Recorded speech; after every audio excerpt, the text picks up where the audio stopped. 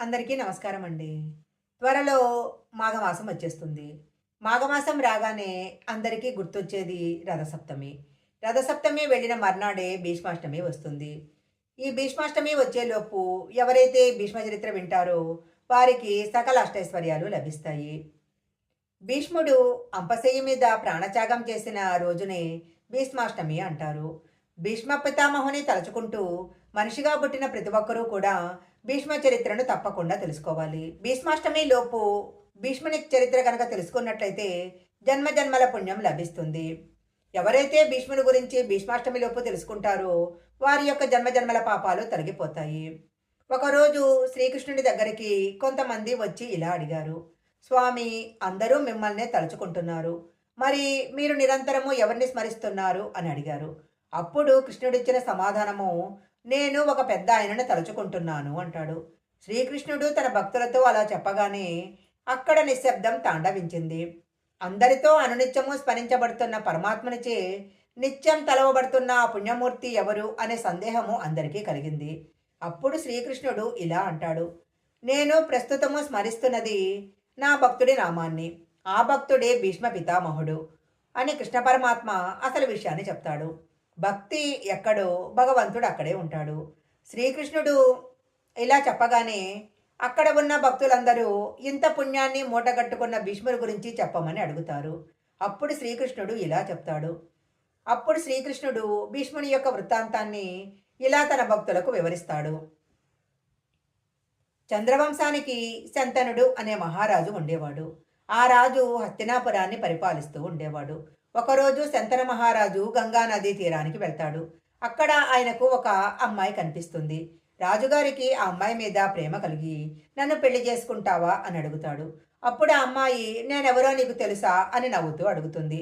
నువ్వెవరైనా సరే నన్ను వివాహమాడు, నా రాజ్యము, నా డబ్బు, నా ప్రాణం అన్నీ నీకు ఇచ్చేస్తాను అని బ్రతిమలాడతాడు.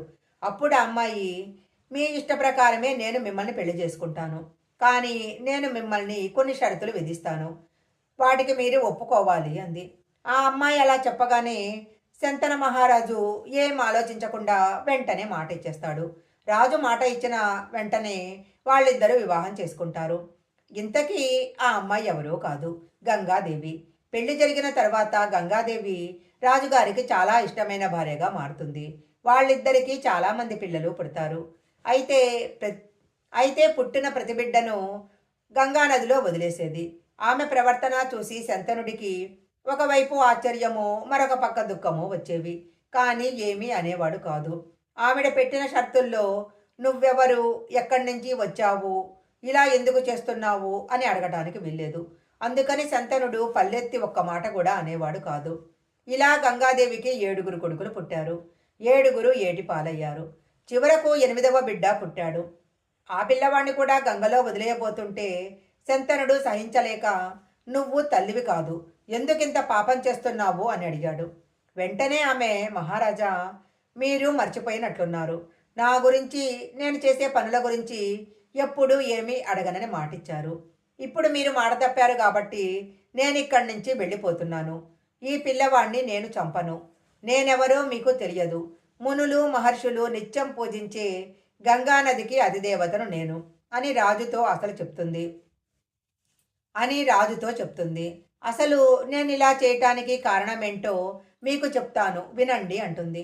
పూర్వము ఒకప్పుడు అష్టవసువులు తమ భార్యలను వెంటబెట్టుకొని వశిష్ఠ మహాముని ఆశ్రమ ప్రాంతానికి వెళ్తారు. అక్కడ వారికి నందిని అనే ఆవు కనిపించింది. అది వశిష్ఠుల వారి యొక్క పాడి ఆవు. అది చాలా అందంగా ఉంది. అష్టవసువులు భార్యలు ఆ గోవును చూసి చాలా ఆనందపడ్డారు.